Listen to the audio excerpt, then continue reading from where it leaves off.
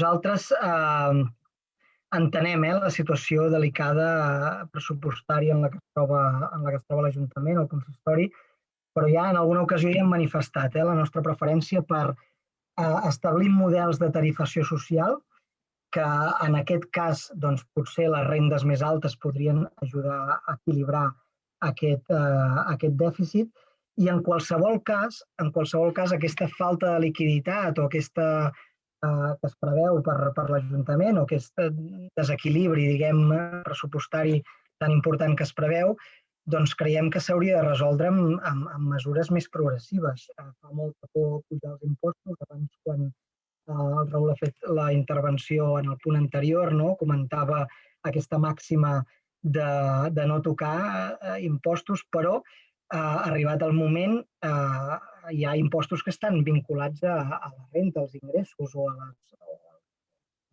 béns immobles. Llavors, aquest tipus d'intervencions són molt més progressives que no pas una intervenció, diguem, indiscriminada, com aquesta.